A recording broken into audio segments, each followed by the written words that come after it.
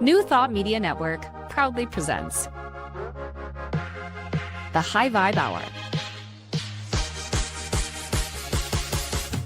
The High Vibe Hour, 60 minutes of connections, insights, and conversations to raise your vibe. Join Rev Cynthia, Rev Julie, and Rev Skip each week for an exploration of living a high vibe life. Tune in live every Friday at 11 a.m. Mountain Time or anytime during the week on our YouTube channel. The High Vibe Hour, only on New Thought Media Network.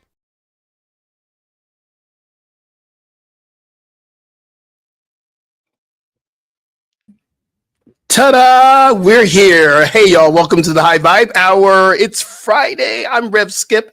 I am an author, a teacher, a yoga instructor, and I'm dancing because it is Friday, Friday, Friday. I'm Reverend Julie Moret. I am a teacher and speaker at the Agape International Spiritual Center. Thrilled to be here. And I'm Reverend Cynthia. I'm also an author, coach, and speaker, and I feel like I'm just remembering what it means to be me. So I'm looking forward to today's talk. It's a doozy. It's a doozy. And as we do every week, we do our little catch up because it seems like we spend this time here to really kind of tap in. But that week that we were away, things be happening. So I'll jump in because I normally like to hear y'all first. I'm so excited. I got a juicer, y'all. And now I've had many juicers before. I've gone through, I still have a Vitamix. I still have the Magic Bullet. We should be getting some sponsorships from these crew. But I got a cold press juicer that takes it. I'm going to show my little cold press juice thing here. Takes anything you put in there, fruits and vegetables, and you can start, and it presses into this wonderful, delicious experience of goodness. I've been like creating these incredible concoctions for juicing this week, and I have been in my bliss. It's great when you can go, okay, I'm feeling this, and I'll do a little quick prayer. What do I put into my juicer today? And I'm hearing tangerines, and I'm going strawberries. I hear a little watermelon. I'm going, really? Okay, let's see what happens. And I put it in there, and I'm going, wow, that's awesome. It's so amazing. So it's one of those things that we get to play with. So I've been playing with juicing this week. Do y'all have a juicer? I just wanted to say something. I love that it's almost, it sounds to me like you're tuning in and allowing spirit to let you know what vitamins, what minerals, what the things are that your body wants.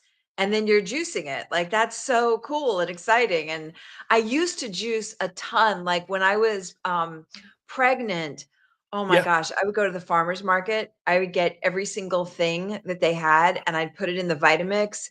And I was like swigging back these like huge containers of everything. And it usually tasted pretty gross because it was just like all the greens and all the things. So that was like, I was way on it then when I was pregnant, and I kind of have slipped off of it because I just toss stuff in my shakes, but I haven't really been juicing. So you're inspiring me to pull out that Vitamix because it's been a minute. Yeah, it doesn't matter. And we asked earlier, what's the difference between a cold press and another juicer? Is the processing of the fruits and the vegetables where they take it and they press it and it keeps cold and it keeps the nutritional value. All the vitamins are not missing anything. When you heat up a mixer, it shifts the components and the makeup of the vegetables. So the heating process removes a little bit of the nutrition. Not a bad thing at all. Listen, it's not a judgment. Juicing is great for you. In fact, it has been known that juicing saves lives. People who experience different diseases, not a disease, a disease, can shift their body, their mental aspect, their physical. So, Reverend Cynthia, do you juice? I haven't done it in a while. I have a juicer. It's not a cold press juicer. But it doesn't sound like, and I have the Vitamix as well. But here's when I did use it in 2018 I was doing the celery juice by the medical medium to help my kidneys. I see that. Yeah. Yeah. And I remember at the time the doctors had said that I was really close to needing dialysis. Mm.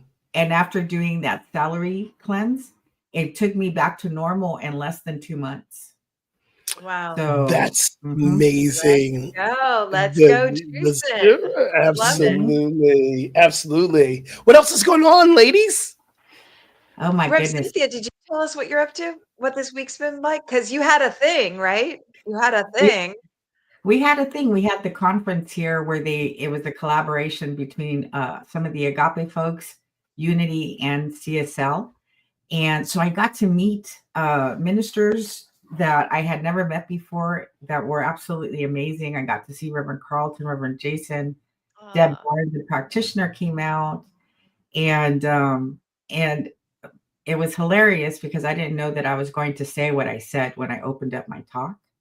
And I told Willard, I'm like, this talk keeps morphing. It's been done for 3 weeks, and the talk just kept morphing up uh-huh. until the last minute. So when I got up on stage, I started with, I've always been a curious individual.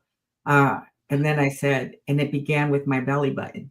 And so you were like, what? They'll get a laugh every time. That's a fun way. That's Belly definitely buttons and farts will get a laugh every time. fun. Oh my God. So we were like in stitches for about a minute. Yes. But it was almost like a very welcomed laughter, right? Because maybe it had Yeah. felt a little serious up until that point. Yeah. Uh-huh. So I gave myself permission to just like have fun. Good. Good. Yes. It sounds like you had a great opening. And I remember one of my mentors once said to me, if you get a great opening, the rest is all beauty. It's like, just get them with a great opening, get them into it. You're going to be fine. So make that opening and that closing. So congratulations. Thank you. Yeah. And you got a chance to hang out with Dr. Sydney, I did. my And Dr. senior Nee, minister. she was hilarious as well. I love it. Congratulations, Reverend Cynthia. I love you. That's amazing. Thank you. Love you guys. Reverend Julie, what you up to, girl? So uh I have been experiencing a lot of like regulation this week that I'm quite interested in. Mm. I feel very emotionally regulated. I feel Mm. very calm. I feel a lot of grace, like almost angelic. And I've been looking at it like, what the heck? Um, and because I have a lot going on. And I'm thinking two things. One is it might be I'm speaking at the Agape International Spiritual Center on Sunday, so I'm really like Yay. in my discipline, like I am on my game. So, my spiritual practice, I'm really there and I'm in the silence a lot. So I'm sure that that's part of it. And another part of it is from our show last week, Skip, Mm. because one of the things that I had spoken about while you were doing your conference, Rev Cynthia, we did a show and it had a lot to do with like health and healing. And I mentioned that I had seen a documentary on fasting, and I was so Mm. excited about it. And so it was just showing what happens in our body when we take in less food. And Yeah. like the thing that I saw was extreme. It was like many days of fasting. But I started playing with that and giving myself more space, a longer space, like when I sleep, waiting up a little bit longer before eating. And I'm feeling like really clear and calm and energized. And so that's just like what's floating Yeah. around with me right now. I feel very like unruffled, like very, Oh, very zen. I And love so that's that. what I'm offering today is like a Can super regulated space. and can I ask you a question about fasting? I don't know if he addresses this. When I go through long periods of fasting, I have this experience of nausea and Hmm. bile begins to come up, and it's a very uncomfortable experience. Was there any mention, because I'm going to watch this documentary because you've said this a few times, I need to go back and watch it. Is there any talk about what happens in that period of time? Because I've heard people talk about it. If we can get past that experience, then we start to feel the euphoria. Did they talk about that at all? About getting past Yeah, that they uncomfortable? do. They do. And I know we said we were going to speak about fasting today, and then I got all excited about this topic. So come October, we're definitely going to do a Right. whole health and wellness thing. But they did address, and it's different for everybody. So everybody has a different flow with this, but Okay. it's like off gassing, it's like toxins leaving the body. So some people Mm. might get migraines. Some people get, everybody has a different experience. And so that's why it's great to do it in a place like I've done big fasts, 8-day fasts at Oh what's my the place down in goodness. San Diego? Oh, Uh, Oh, Optimum very. Health, the Optimum Health Institute. I've mhm. done big Is fasts that with there. Deepak Chopra? Is that Deepak Chopra's place? No, Okay. no, this is a different one. I think it's Optimum Health Institute, and I think it's in like Orange County, San Diego, something. Um, and and so to have other practices like they'll have meditation and breath work and Mm. all the things to really help work with it, but also I would do a program so that you are getting like there might be a couple days of potassium broth, which is when you Yeah. boil a bunch of vegetables and you don't eat the Mm. vegetables, which is so sad because you're so hungry, but you Right. drink the broth. I Yeah, but love there that. definitely are side effects, so it's great to like I like the idea of doing a kind of known program, and this guy is in Bali where you're going. I know, He's right? And where Michael Beckwith is right now. Did y'all That's see he's right. in Yeah, Bali? I'm he's like, doing a big okay. program right now. Yeah. Yeah, So before we jump into our topic, Reverend Julie, I of know you're course. going to lead us today, but I want to acknowledge our Mary Ann. Mary Ann, I love you. I'm so grateful that you are here with us this morning. And she dropped in just to let us know that she was here. And also Hazel's here. Hey, Hazel, which is a long Hey. time viewer of the show. And thank you for your support.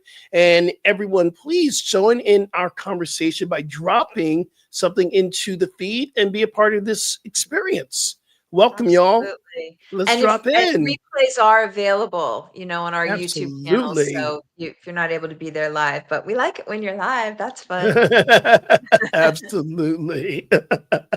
You ready? Julie, Yeah, take us yeah. in. Okay, so this got me super excited, and I was texting Rev Skip like, "Oh my gosh," because I have worked with so many people in counseling environments, and I've heard so many times, I'm waiting for my person. I'm looking for my person. Where is my person? I want my person, and it occurred to me like, you are your person and how the whole universe shifts. Maybe that's part of what this grace is, because I've been really focused on this topic this week. And so Mhm. all the ways where I would, like let go of myself some or leave myself some, I've been like doubling down on really, oh, I bet that's it. I've been really anchoring into the awareness that I am my person. And what does that mean? Mm, And what does that look like? And how does life shift when we yeah. decide, I'm I'm my person. I'm going to show up for me, right? So that's the topic, and um and what happens is when we become our person first, and I know we all know this, but such a good reminder. It's like the health thing we said last week. These are topics that I could go back to every month, every week, every minute, because it's so easy to forget. You know, I am my person. What does that look like? It looks like when I'm feeling nervous, when I'm feeling anxious, when I'm feeling unsettled, I've started doing a practice where I kind of return to something that anchors me to that little version of me. I'm in a part of a group, and we call them our littles. This is my little. This is Mm, me as a mm, little girl, and I keep that picture, by my desk and around, and I remind myself like, we've had some rough road, but I'm becoming trustworthy to myself again. And so what does that look like?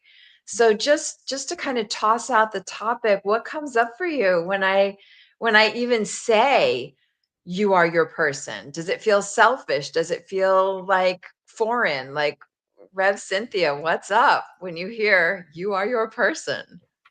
And it's been like a lifelong journey, right? Because I feel that we come into the world knowing that we're precious, right? Or not thinking that there's anything outside of us that is somehow not going to reflect that back to us. We start off, I think, just as like these bundles of love, right? And then things happen along the way that causes us to forget. And so it has been a long journey of remembering and becoming my person again. And I had like this almost mystical experience this morning as I was getting ready to come here. And I love that you said it's almost like a moment by moment, day by day practice that is required because of what happens in life. And so right now, I'm in a situation where it seems like somebody is coming in and trying to muscle in, and right, and so I'm getting ready, and I'm thinking, what I saw was the 9-year-old version of me, which is probably when I started to feel like the people that were supposed to support me were not being supportive. Mm.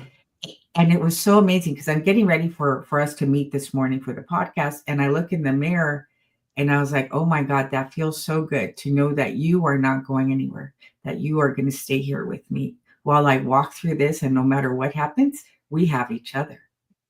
Yeah. Wow. Oh, And the 9-year-old was just like, thank you. I love that. I want to Yeah. drop one thing in here.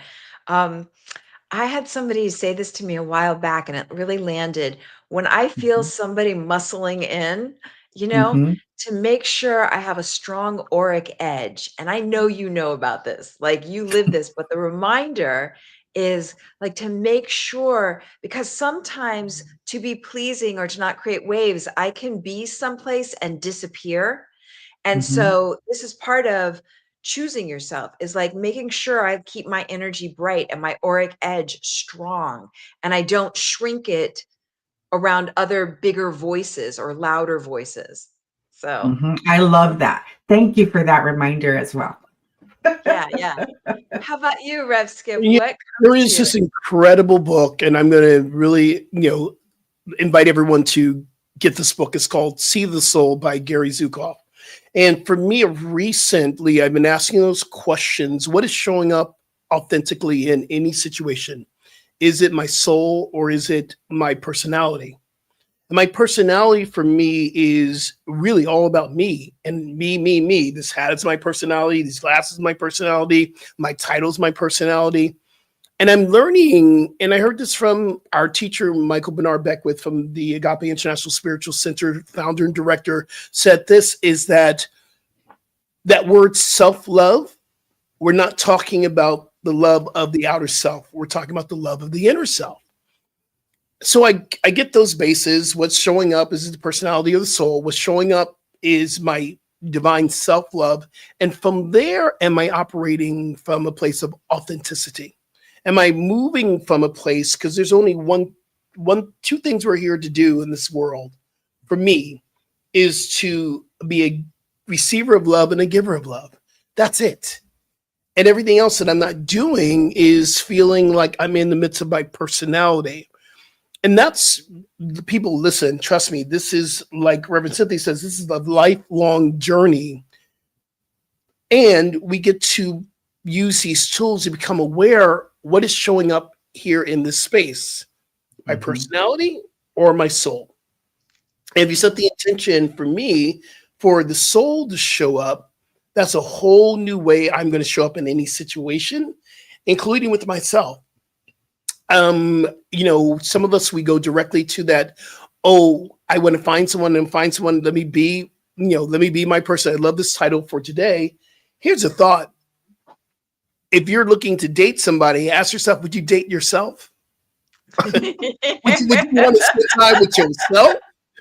And if I go to my soul self, absolutely, I want to spend time with the divine expression of love that I am. But, if I'm in my personality, I wouldn't date my personality. My personality is very demanding. It's very needy sometimes, but it's just being aware. And these are the tools that we get to be aware around. This is great, great conversation, great topics here. Mm-hmm. Oh, that's so well put. I was in Koya Webb's virtual lifestyle design retreat last weekend, and she asked me a similar Mm, question about that difference between personality and soul. And what I noticed is when I'm in my ego or my personality, it is about me. And I have my insecurities and I have my, a lot of that chatter going on. And when I'm really what I'm describing today as being regulated, like when yeah. I'm really rooted in myself, Hmm. I feel magnanimous. I That's it. feel like I have enough because when I don't feel like I have enough, when I'm, locked down, when I feel fear, whatever, then I can constrict. But when I'm in this place, I feel like I'm a fountain. I feel all overflow. And so that's the space that I intend every time I step out on a stage. It would be a good idea if I did it like in daily life in all my relationships. And mostly right now, it's like when I get out on stage, it's how much can I get into that space of being the fountain, Mm, sharing, overflow. There's a lot of mm, grace to it. That's what I'm Mm-hmm. speaking to. So that's a great point about becoming discerning. So that's the next step is when you get really discerning, am I in personality, ego, or am I well emotionally regulated? Am I really moving from my soul, my spirit in this moment? And what does it take to get there? Like, especially when you're not in that space, what does it take to get back? So part of the reason I'm feeling so much grace this week is I've been double downing. Like I am on my game with food and workouts and my spiritual practice and my spiritual inspiration mm, reading. And so it's really tending to all of these things. And I'm noticing in my nervous system, I feel Mm-hmm. different, coupled with having this theme so bubbled up is like, you are your person. You are your person. I feel like I spent a whole lifetime trying to find that other person that will Mm-hmm. fix me, heal me, save me, make me better. Like when I have an issue and I'm running around all over the place, going to all these experts, all these healers, the best of the best. And like, no, I wish Glinda the Good Witch with a magic wand could come and tap me. But at this point, like we all know the things. We have so much education. We have so much awareness. And it's like embodiment. It's time for embodiment. And so one of the things that comes up for me when I think about you are your person is to take a moment and look at how often do I leave myself? That's an interesting phrase. I don't know if you've ever really thought of it that way before, but that phrasing, that Mm-hmm. I leave myself, what does that even mean? It means that there are times I don't say what I want to say. I don't do what I want to do. I don't eat or drink what I want to eat or drink.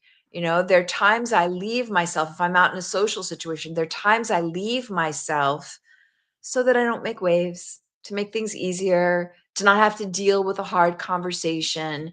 And it's like chipping away pieces of my soul every mm, time I do that.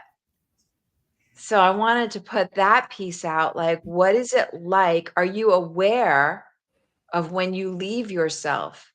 And how does that out picture for you all? For me, it shows up in relationship a lot. Like if, especially in my relationship with my husband, if I don't want to like make a wave, it's very easy for me to just go along mm, sometimes. Um, but in the long run, and we've been together for such a long time now that now we both know it's better just to say the thing with Mm-hmm. kindness, with love as much as possible, but it's better just to say the thing. So yeah. How do you know when you leave yourself? What does that look like for you? And are you aware of it? For me, there's a visceral feeling. it's almost like a sense of dread that begins to like grow within my chest. And there's an awareness in my mind, like, there you go again. Like, stop that. Yeah. What does it feel like to you? What's the feeling? So the feeling feels like dread. Anytime Dread. that I step away from like my own center, my own core, my attention is going off of me and onto somebody else. It feels like fear starts to course through my veins. It feels awful. Like energy's dropping. The room's getting cold. It's getting dark. It's like, Yeah. I feel right? like my chest deflates some. Like I have a physical sort of like, screwed it up again. Like yeah. So you And definitely have an awareness. And at this point, are you how quick is your turnaround point at this point? Like how often do you just let it go and just keep, like leaving yourself, and how quickly do you return? it actually seems like the last couple of months have been an intense focus on staying with me. So and I think it's just because it's time to shift that. And I had to learn how to stay with me, but still be flexible enough Mm, to hear other people's perspectives and opinions, but without abandoning me, Mhm. yes. right? Yeah. Which can create a world that works for all when we come at it from that perspective. Right. So, and it's interesting to watch people because they're not used to this version of me. In fact, Yeah. my sister has said, "You're always changing." And it's like, Yeah. And then right. I've noticed there are times when like I'll get like I left myself, I agreed to do something I didn't want to do recently. And then I got this very empowered feeling, and like I went back to the person and I said, "You know what? I really don't want to do that." And I was shocked because I felt so congruent and aligned that I thought like Mhm, obviously it's just not going to happen now because I'm speaking my truth, right? And they were like, "Oh no, it's happening." And I thought, "Oh, that's interesting." Like I think the growing, because I had committed to something. The growing edge for me is just to speak my truth, because I felt better saying the thing. Like it mhm, feels better to say the thing, but I don't have control over how others will respond. That's the Mm. piece I wanted to say.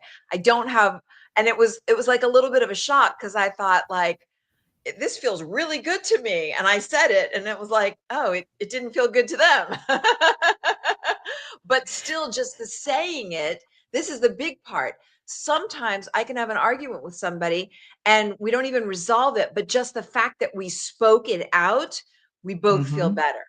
Mhm. And that's a way of not leaving myself that's new for me. How about you, Rev Skip? So what I do know for me is not about what I'm feeling at the moment, it's what I'm not feeling. When I'm Mm, in my authentic self, it's a full body yes. A yes is a yes. And I believe the only way we can really know if we're in alignment with ourself is to know, what does the self feel like?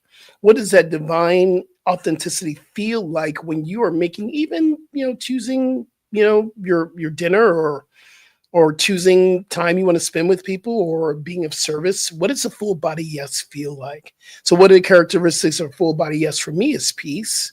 I can breathe. I'm clear headed. I feel enthusiastic. I'm inspired. There's a feeling of passion there, even when it's coming down to simple things of, do I want to go to a movie, or do I want to do this? A full body yes is very, very clear. And when I don't get the full body yes, for me, it's time for contemplation. It's time for me to go within, and it's time for me to take a moment. I learned this earlier on in my Baptist upbringing, actually. Let your yes be a yes, let your no be a no. And that uh-huh. is from the Old Testament. Let your yes be a yes. My mom used to say, is be a man of your word. So I learned that as if I need to have a little discernment time before I say yes. Before I Mm, say yes. And even if it's not what I want to do, am I able to drop into that space full heartedly? Because sometimes we go, like you were talking about, sometimes we'll just go, yeah, I'll do it, and not be fully, full heartedly to step into a space. And if I'm not 100% in, even if it's not what I want to do, it's not going to go well. And I've already know this in how I experience. And what I mean, not the situation always goes well because God's in control, however it shows up. But when my own energy doesn't feel at peace, it doesn't go well for me. And that's as simple as I can get. What does my full body yes look like? Yeah, I so relate to that. I want to give a shout out to, is it Mosen? Thank you for joining us. We appreciate your comments. Glad you're with us. Yeah. And I think it's time for a commercial break, but I want to go a little further. There's another thought that came to me about what happens when I leave myself and I still have to do the thing that I didn't want to do. I want to loop back to that because there's a really important piece there. And then maybe we'll have some experiences with your little. We'll like rebuild that relationship with that little one inside of ourselves so that we become really trustworthy to ourselves. Hey, everybody, you're here at the New Thought Media Network. This is the High Vibe Hour. Stay tuned. We'll be right back.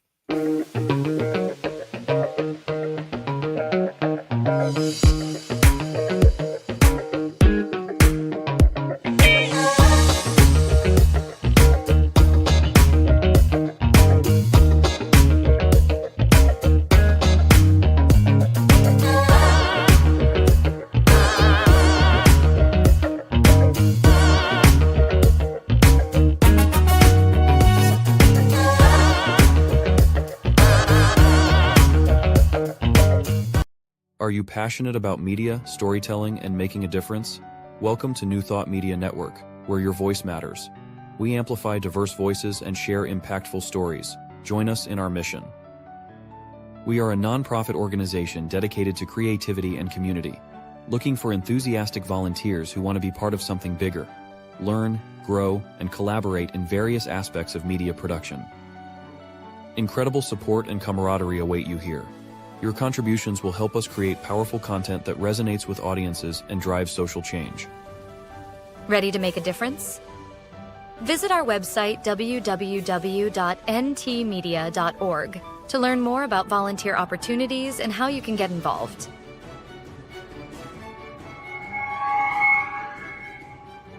Find our volunteer inquiry under the Engage tab on our website, or visit www.ntmedia.org/volunteer. We look forward to connecting with you soon.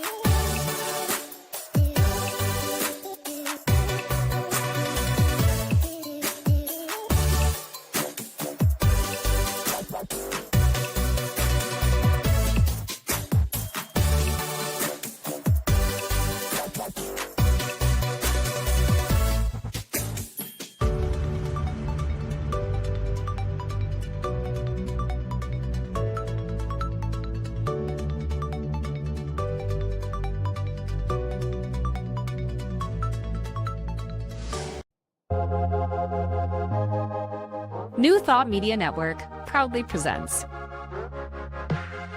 the High Vibe Hour. The High Vibe Hour, 60 minutes of connections, insights, and conversations to raise your vibe. Join Rev Cynthia, Rev Julie, and Rev Skip each week for an exploration of living a high vibe life. Tune in live every Friday at 11 a.m. Mountain Time or anytime during the week on our YouTube channel. The High Vibe Hour, only on New Thought Media Network. Hey, y'all, welcome back to the New Thought Media Network. This is the High Vibe Hour. And just a reminder, I never finished to get this announcement out. I want to just make sure everyone knows this is a ministry, and you can support this movement of the New Thought Media Network just by going to ntmedia.org/donate. And as you give, it helps us to be sustainable on this network to getting the good news out there and the work we're doing. And we're having a great, rich conversation about finding you. Finding you. Yes. I just started giggling to myself because you were talking about juicing, and I had greens like all at the bottom of my water that had collected. So if I smile and I have green in my teeth or something, There y'all you got to go. shout it out. You got to tell me, okay? That's what friends do. That's what friends do. Okay. So, Reverend Julie, you So had something for us. Yeah. yeah, definitely. So we were talking about what happens when you leave yourself, and what that means and what that looks like, and it could be a feeling of dread or some deflation, or it could just be an awareness that there is not alignment, there is not that like big yes that comes up. And sometimes um I wanted to give an example of what I do if I have left myself, but I still have to do the thing I don't want to do, like the example that I just gave. So I make sure that I consciously choose it. Instead of going along like a victim, I'm like, Mhm. okay, I agreed to do something. I changed my mind and didn't want to do it, but I still need to do it. But what are there parameters around it? Can I do this part of it, but not that part of it? And I make that agreement, and I decide like I'm choosing this. And I don't know if that lands well for you, but there's a very big difference to me when um, I feel like a victim, like I have to do something, and when I give it a great big yes and say, I'm in, I'm showing up. Does that land for either of you? Are those It listening? does. Yeah. And go ahead, Reverend. Yeah, it's like that. It's that next step of consciously saying, this may not be what I want, and I'm choosing to do it. And maybe there's some boundaries I'm going to set up around it. And I think it was in 2018, after doing a counseling session, and as someone that up until that point, her yeses would come flying out of her mouth before she even uh, allowed for this conscious choosing to take place. And so they shared an exercise with me at the time for me to begin to access my yeses and my nos. So, and to interrupt that pattern of automatically saying yes. So, as I would be getting ready for the event, I would check in with myself. Is this still a yes for me? And if I got a yes, then I would finish getting ready. And then there would be like a process of 3 check-ins. As I'm picking up the things that I'm going to need for the event. Is this still a yes for me? And if it was, I would continue. And I was to ask one more time. And it would be when I would place my hand on the doorknob to leave for the thing that I had said yes to. Is this still a yes for you? And if I got a no, I was supposed to give myself permission to back away from the door, go take my clothes off, put my things down, let them know I wasn't coming. That is huge. That is so huge. I have something built inside of me. Like if I say I'm going to do something, I do it come hell or high water. Like, so that notion is foreign to me. And it reminds me of this moment when my kid was little and we were having like a mother's gathering, and it was important. Like there was something that the mothers from the class needed to meet for. And there's this one woman, she lives way up in Topanga, which is up in the mountains. It's way far away. She's in the middle of nature. And she sent us a text message at the time that the meeting was supposed to start. And she was like, I won't be able to make it today. It's just too beautiful a morning. And God Exactly. bless her. I couldn't relate to it. I was like, if you gave a yes, how do you not do that? So the fact that you would give yourself permission to that, would it be scary? Like when you would go and take the clothes off and you're canceling, would that be scary for you?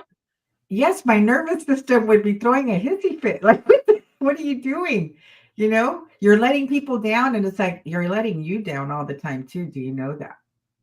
Did it end up feeling like a victory inside of you? Were you able to get past the like scary part to be like, whew, look what I just did. Especially Like I showed up for me. right, because it's tied into being accepted, being loved, right? And if I show up authentically, are people still going to love me? That's powerful. Yeah, Really wow. powerful. That's super powerful. And the more we do it, the reason why we're even discussing it is the more that you become your person, that you choose you, it Mhm. builds up this inner trust, and everything is energy, everything is frequency. So the energy that we emit out in the universe I'm thinking of you, Rev Skip, because I know you're starting Hmm. to date. I think everything we do, that energy that goes out into the universe, it just keeps up leveling. It just keeps, because Mhm. you're bringing somebody in Yeah. at your same energetic frequency. How's this Yeah, land for you? I think, part of it, and from my greatest teacher I've never met yet, and one day I will meet, Oprah Winfrey. She said at every pitch meeting, when she had a shift from her show that was less tabloidish to more inspiration, they would come and they would pitch a show, and Oprah would say, "What is your intention? What is the intention for what you're doing?" And I believe that is giving me that power to realize what's my intention for my yes. The other three phases you got to remember: this is not in alignment with me at this time. It's Mm, okay to say it's going to happen maybe later on. yeah. And then if you're in the midst of it and you realize this wasn't my full body yes, you can actually be honest in saying, this was a great experience. I'm so grateful I've done it this time, which Hmm. gives the signal to yourself that you experienced this. And Right. the other term, again, what is seeking to emerge from this experience for me to be more authentic? Those are the key check-ins for me about if I'm in the midst of something, or if I need to shift out of something or into something else. I have the freedom to do. This is a great experience. It might not have been what I will choose again or what I wanted to choose, but I'm in it. So what am I here to learn from it? Yes. And that keeps us out of victim mode and in an empowered Yeah, stance. Can you Mhm. just say absolutely. those three questions again? Can you just like, Yeah, no, the three things that you want to be able to give yourself permission is: what is my intention? When you say mhm, yes, and when you say yes, create an intention about what you're doing. Mm. And then if it's a full body no, or if because it could come around again, the words you can say is, right now, this is not a yes in alignment with me. Right now, it's not in alignment. And then when you are in the midst of something and you're finding yourself, maybe this is not for the highest intention, your words are, what is seeking to emerge? What am I here to learn about myself in the midst of this? That can help you get through, because we've all been in a place where we've been asked to serve. And we get there and we're like, okay, this is really getting on my last nerve. But what are you going to do with, and it's not your last nerve, but there's this something that's seeking is a beautiful lesson here to be learned. And that's a simple way of keeping it really in alignment. Even if you're doing something you feel that you don't want to do, how do you make it in alignment with yourself? yes. Oh, that's Mm. really rich. Let's take a moment and just sink into that for a moment. And just the invitation is to become aware right now. What is your intention for whatever it is that's currently on your plate? What is your intention? I'm just inviting everybody to become aware. What is my intention at this moment, at this season in my life? What is my intention? And notice when you say what it is that is your current intention, does it feel like alignment? Does it feel like that full bodied yes that Reverend Skip mentioned? Do you deflate or inflate when you think of your intention? Does it feel in alignment? There's sometimes that I want something or I intend to do something because I think I should, because I think I should be that kind of person or I should have that kind of career. But what feels like it's in soul alignment with you right now? So when you become aware, what is my intention? And that's a big question. You can just, for life, for this moment in your life, what is my intention right now? And does that feel in alignment with me? Does that resonate? Do I rise to it? Is it a yes? And then you can also see in this moment what's seeking to emerge. What aspect of yourself wants to be revealed? What's ready to unfold as you? In this way, we become so deeply empowered with the journey of our own life. So I just wanted to sink into that for a moment. I thought those were such rich points and questions that you brought up, Yeah. Rev Skip. And one And I one other thing too, I want to bring up please, the word intention, that I believe that we are here to really have a new experience with intention. Intention, people use it in a way of what are you intending to do? But if we go into deeper teaching of intention, if we go to Wayne Dyer's book, The Power of Intention, intention is not something that we are intending to do. It's the source power we use to create the experience we want. So when we're setting an intention, Wayne Dyer invites us to look at it. We're setting into what he has 7 phases of intention, which is love, beauty, creativity, abundance, expansion, kindness, compassion, and we have many more. He's talking about the faces of how spirit shows up. If we choose one divine energy or source power, like say, my intention is love, I'm going to set an intention to be here to experience love, versus, oh, I'm setting the intention to show up on time. Why are you showing up on time? What do you experience by you showing up on time? What else are you going to tap into? Could it be compassion, kindness? So setting the intention is a little bit deeper than saying, oh, this is what I intend to do. How about what am I intending to share? Hmm. beautiful. What am I intending to share? Yeah. So by you having or doing or being the thing that you most want, how does it become a contributor? How does it become a give back? How are you giving from the overflow? How do you become a fountain? Right? Rev Cynthia, great Mhm. revelation. Thanks, Hazel. So I know we've got a couple minutes left. I thought it'd be nice to get a quick hit of tuning in to that child version of yourself, to just reconnect. This is a way that we get to choose ourself, like choosing me, because life happens and there are a lot of ways that, everybody's like just hunkered down. It's like every man for himself or something inside of myself. And so just to take a moment, and I invite you to take a nice easy breath in and see if you can get an image in your mind's eye of yourself as a little kid. What did you used to love to do? What kind of play did you play? Were you inside or outside? Were you a tomboy? Were you a nature kid? Were you in your room drawing or building? Or what was, get an image of yourself as a little kid. And if you feel like it, imagine that this adult version of you, the adult version of you that has been through a thing or two at this point, comes in and maybe sits a couple feet away from that little kid version of you for a minute,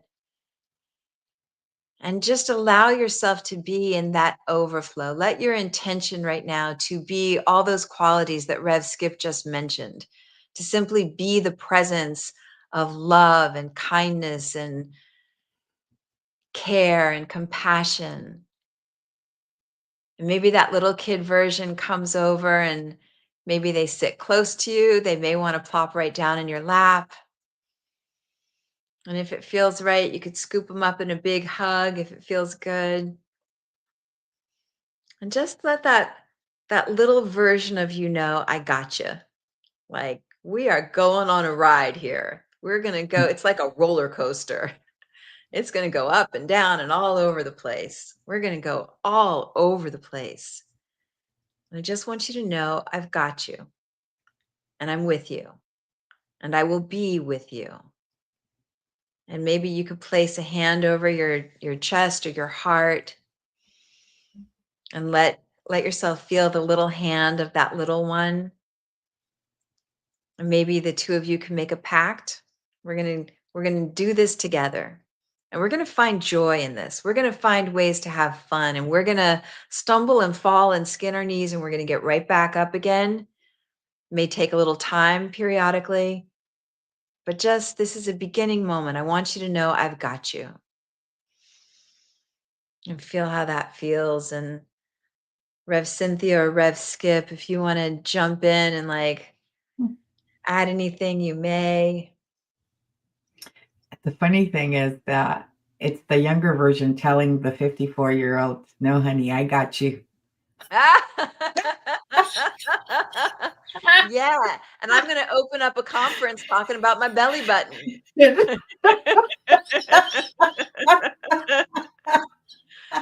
Beautiful. Beautiful. Oh my God. But the funny thing too is that when I look at both versions, there isn't much of a difference. What I remember about me as a kid was being a tomboy, also loving like interior creative processes, being a designer, and loving without, there just wasn't judgment that was present. And it's like, gosh, and I still want to be that way now. I still love to like have my hands in all kinds of different pots. I love being outdoors. I love being indoors. And I want to go back to being able to love and not have so much judgment be present, whether it's of self or others or the world in general. So I'm glad that she gave me a glimpse of my origin, knowing that I can get back to living that way. Oh, that's really sweet. Mm, That's really it's sweet. beautiful. It's Dina, I see beautiful. you. Thank you. I'm glad you're enjoying this wisdom. How about you, Rev Skip? What's that? And we just did a little taster. What was that like for you? Yeah, again, yes, Dina, hey, good to see you. Part of this is really allowing yourself to be loved. Just be loved. Just be loved. Because part of this finding yourself, it's that place of us, and I've heard this teaching, and I don't know who said it, so it's mine. I'll take it. The part of your ego is that little child that needs to be loved. Mhm. Just love and be loved. And it's okay. That's what we're here to do. So I'm hearing that now. Just be loved. It's Mm. okay. Yeah. And then I am a tools and practices kind of gal. So I like Mhm. having kind of techniques to work with or a tool. And one of the things that I have been working with a lot the last couple of weeks is I did a practice with my littles. So I invite you, get a little picture of yourself as a little kid, and you can journal to her, you can, or him, or they, whatever, you can talk to them. You can just kind of develop a bit of a relationship, a connection. And then I would put my hand over like my heart or my chest or a certain place, and it's kind of anchored to my connection with the little me. So when Mhm. I go into a situation where I feel nervous or I feel afraid or I feel anger or whatever the feelings are, jealousy, insecurity, I put my hand there and it reminds me like I'm not leaving myself. I'm not going to Yeah. leave myself again. This is scary. I don't like Mhm. this. In the past, I would check out or numb out or freeze or take flight, but I'm going to stay here. This feels scary, but we're together. Like I do a lot of speaking with that inner child of me, that little one Mhm. that got hurt, and then just kind of washed her hands of relationships or love or the world or whatever. I'm like rebuilding that connection. And so that's something I wanted to offer is as you move forward, I know we're coming to a close soon, to find ways to keep anchoring in, if it's helpful to you, to that younger version of you, that kid version of you, and let them Yeah. know, like, I got you. I got you. So I'm going to put you right on the hot seat right now. It's time for the vibe insight. What are you taking away from this conversation, Reverend Julie? That what I'm doing is working. That what I'm doing is working, and keep going. Yeah. Yeah. How Reverend about you? Cynthia, what is your vibe insight, Reverend Cynthia? I just realized right now that the soul knows nothing about time, and that we can go back to these different moments where we Mm. left ourselves and pick ourselves up and bring them into the fold so that we can sense and feel into our wholeness. Hmm. Beautiful. My vibe insight, my takeaway from this experience is continue to find your yes. And as I grow more wiser in this time, the less I know. Therefore, my authentic yes is shifting because I'm shifting, and be okay with the shift. That's what I'm taking away from this. So I Beautiful. wanted to give some time, because I know Reverend Julie, you are up this week. Where are you speaking? This is so exciting. You're going to be speaking Thank where? you. I'm so excited. I'm speaking at the Agape International Spiritual Center, founded and directed by Reverend Michael Bernard Beckwith. You can catch us at agapelive.com or on Agape's YouTube channel. And I think the first service starts at 9 a.m. Pacific time, and the next one starts at 11:30 a.m. Pacific time. So I would love for you to tune in and share and let folks know. Thank you. And I want to say, here's my word of endorsement. When Reverend Julie touches that stage at Agape on a Sunday morning, she lights the place on fire. Do not miss. Do not miss. Do not miss. And it's so interesting because the reason Reverend Julie, well, not the reason, she's fabulous, but Michael Beckwith is in Bali. So Reverend Cynthia, you just got back from Bali. Reverend Michael's in Bali, and I'm going to Bali in March. So Bali's the place to be, y'all. Yeah, And do you speaking still of have that, spaces available? Rev yeah, Skip, I do you think still have spaces on your trip? I have spaces available, but so does Michael. Michael was on Instagram saying yesterday, maybe you want to be adventurous and jump on it and come out for the conference. I'm like, so check out Michael Beckwith Instagram, find out how you can get to Bali if you want to go. I can't imagine, but see, that's just me. It takes me a lot of planning to get to Bali. And speaking of that, y'all, you have a chance to go to Bali with me in March 14th to the 27th in 2026. You can go to my website, click on the Bali retreat. You'll get more information. And Reverend Cynthia, how can people find you and get in touch with you? What's the story? So CynthiaAmbriz.org, and we just opened up our Bali retreat as well, which will take place July 5th through the 16th of next year, 2026. And this weekend, I will be heading out to spend a weekend with the girls. This location will not be disclosed. There will be no photos. No. Wow. So you just staying in Vegas. That's what you do. You're just staying in Vegas. That's what you're doing. Oh my That's goodness. so Yeah, funny. giving myself some time with my friends and just some downtime, Great. some fun time. Yeah. I love it. And I would be amiss if we didn't talk about the beautiful writings that comes out of you ladies. First book up, we have Reverend Cynthia's book. Speak a little bit about your book. What is this book all about? So this book was actually like a memoir of what I walked through, what I healed through.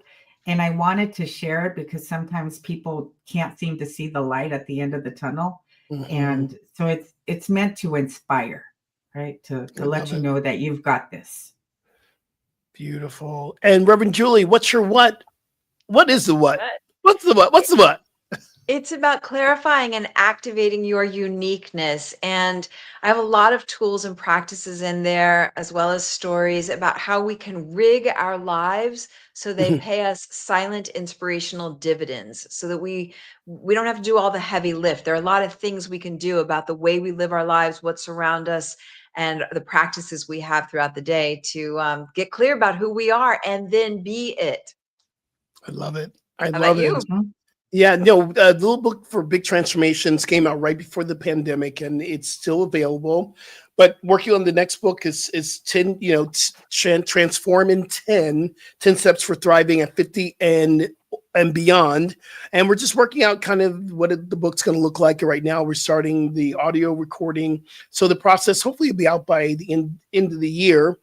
And I know that everything that we're talking about right now is in the program notes, how you can get the books, how you can connect with each and every one of us for your spiritual, development and growth. We are here for you.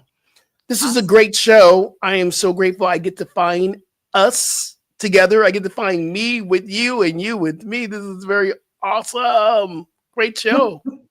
Great show. All right, y'all. Thank you, guys. This has been wonderful. Don't forget to tune in next week because transformation is a choice and you can choose today. And you did. Love y'all. Peace and blessings. We'll see you next week.